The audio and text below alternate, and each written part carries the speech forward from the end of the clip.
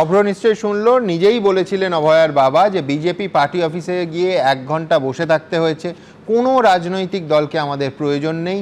কিন্তু আমার প্রশ্নটা হচ্ছে এই জায়গা থেকে 2.5 মাসের মধ্যে বরফটা গলালে কি করে অভ্র? দেখুন, তৃণমূলের একটা মহান থিওরি ক্লাস করলাম এক্ষুনি। থিওরি ক্লাস করে যেটা বুঝতে পারলাম সেটা হচ্ছে কয়েকটা জিনিস সাধারণ মানুষ, আপনারা যারা দর্শক, আপনাদেরকে মাথায় ঢুকিয়ে নিতে হবে। এক হচ্ছে ভুলে যেতে হবে, আর দ্বিতীয় হচ্ছে হারিয়ে যেতে হবে। আমাদের ভুলে যেতে হবে যে পার্ক স্ট্রিট রেপকাণ্ডর পরে মুখ্যমন্ত্রী মমতা বন্দ্যোপাধ্যায় বলেছিলেন পুরো ব্যাপারটাই সাজানো। আরেকজন সম্মানীয় এমপি বলেছিলেন খদ্দের সঙ্গে যারা কাস্টমার তাদের মধ্যে একটা কিছু বাকবিতণ্ডা হয়েছে, তার ফলে হয়েছে দরাদরি, বার্গেন শব্দটা ব্যবহার করেছিলেন।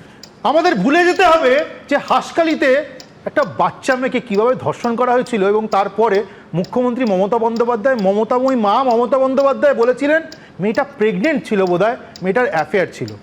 আমাদের ভুলে যেতে হবে যে কামদুনি কাণ্ডের কত বছর পর 14 বার সরকারি কৌশলী বদলে তারপর আলটিমেটলি যারা ফাঁসির সাজা পাচ্ছিল তারা এখন হয়তো বসে বসে এবিপি আনন্দ দেখছে, এই ডিবেটটা দেখছে। এটা ভুলে যেতে হবে আমাদের। ভুলে যেতে হবে, ওর নাম ভুলে যাওনি তো? না, ভুলে যাইনি, আমি বলছি তো তালিকায় আছে।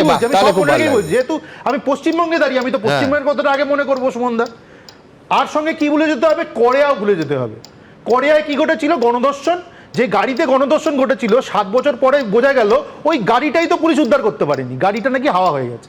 এগুলো সব ভুলে যেতে হবে। ভুলে যদি যান তাহলে আপনি ভালো নাগরিক, আপনি ভালো সিভিল সোসাইটির অঙ্গ।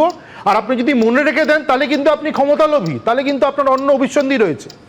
আর হারিয়ে যেতে হবে, আপনি তো সাধারণ মানুষ, আপনার বিরুদ্ধে যদি কোনো রকমের ঘটনা ঘটে, আপনি যদি ভিকটিম হন, আপনি কিছুদিন পর হারিয়ে যাবেন, আপনাকে মানুষ আর মনে রাখবে না। ক্ষমতার থেকেও দূরে আপনি আছেন, দূরেই থাকবেন, আপনাকে কেউ পুজবে না। এটা হচ্ছে আপনার কোট অ্যান্ড কোট অকাদ। কারণ সিভিল সোসাইটি আর পলিটিক্যাল সোসাইটি তো আলাদা। ক্ষমতার অলিন্দে, ক্ষমতার একদম প্রাঙ্গণে থাকবে হচ্ছে তৃণমূল কংগ্রেস করা বাটপাররা। তারা ক্ষমতায় থাকবে, তারা রেপ হবে জায়গায় জায়গায়, বাটপারি হবে, চুরি হবে, চিটিংবাজি হবে, চাকরি চুরি হবে, আরো 2 নম্বরই হবে, কিন্তু ক্ষমতায় তারা থেকে যাবে। আপনি ভিকটিম, আপনি হারিয়ে যাবেন, আপনি ভুলে যাবেন। আপনি এটা মনে করবেন না যে মুখ্যমন্ত্রী মমতা বন্দ্যোপাধ্যায় এত একজন মমতাময়ী মা যিনি হাফ রেপ আর ফুল রেপের বিভাজন করে দেখিয়েছেন। কত উইমেন স্টাডিজের অধ্যাপক আছে, এখানে প্যানেলেও 2জন অধ্যাপক আছে। এইরকম বিভাজন কারা করে দেখায়, কোন লেভেলের লোকজন করে দেখায়, নিশ্চয়ই পরবর্তীকালে তারা বলবেন।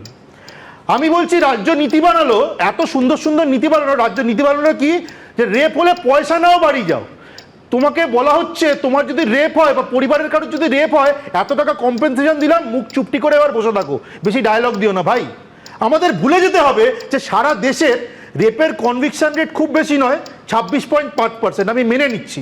কিন্তু আমাকে এটা ভুলে যেতে হবে আমার রাজ্যে পশ্চিমবাংলাতে রেপের কনভিকশন রেট হচ্ছে 2.5%। মানে 100টা রেপের কেস আসলে 2.5টা কেসের কনভিকশন হয়।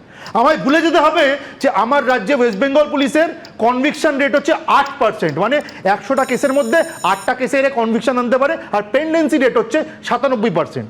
আমায় ভুলে যেতে হবে যে যারা দোষী তারা আসলে নির্লজ্জ, তাদেরকে শাস্তি দেওয়া দরকার। আমার ভুলে যেতে হবে যে আমরা কোনো দোষ করিনি। আমাদের মনে রাখতে হবে যে তৃণমূল মহান, তৃণমূল যেটা বলছে, তৃণমূল যেটা করছে। কিন্তু আমায় তো এবার ভুলে যেতে হবে যে অভ্র বিজেপি দল করে, তার কারণ যে তোমার দল যে যে রাজ্যে ক্ষমতায়, সেই রাজ্যের ক্ষমতার এক একটা মানে অপরাধের যদি আমি তালিকা করি, সেটা পশ্চিমবঙ্গের সঙ্গে অধিকাংশ রাজ্য পাল্লা দেবে, বেশিরভাগ রাজ্য ছাড়িয়ে যাবে। সুমনদা, আমি বলছি সেই রাজনৈতিক একটা সমাজে হলো, তুমি তাহলে সেটা ভুলে যেতে হবে। সমাজবিজ্ঞানের থিওরি ক্লাস তুমি বিলকিস বানুর কথা বললে না? আমি বলছি দোষীদের কারা ছেড়েছিল? ধরুন কোথাও একটা অন্যায় হলো, কোনো খারাপ ঘটনা হলো, তারপরে ওখানকার প্রশাসন কি করছে? আমাদের এখানে প্রশাসন পুলিশের রোল নিয়ে কথা হলো, আমরা কি সুপ্রিম কোর্টে জাস্টিস পার্দিওয়ালার কথাটা ভুলে যাবো?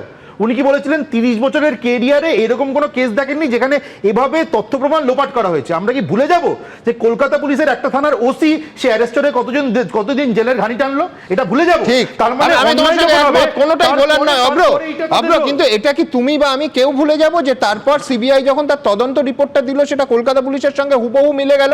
আমি তো বলবো যে সুপ্রিম কোর্টে তাহলে মাননীয় বিচারপতিরা কোন রিপোর্ট দেখেছিলেন?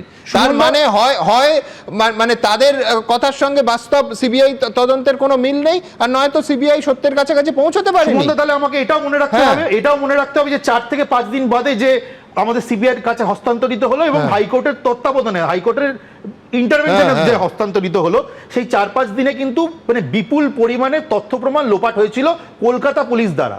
আমরা ভুলে যাবো ডক্টর রবিক রায়, তাকে ধরে নিয়ে গিয়ে- তো সম্ভাবনা হতেই পারে, কিন্তু তথ্য প্রমাণ লোপাটের অভিযোগে সিবিআই কতজনকে এবং কাকে কাকে কবে গ্রেফতার করেছে? 0। এবিপি আনন্দ, এগিয়ে থাকে, এগিয়ে রাখে।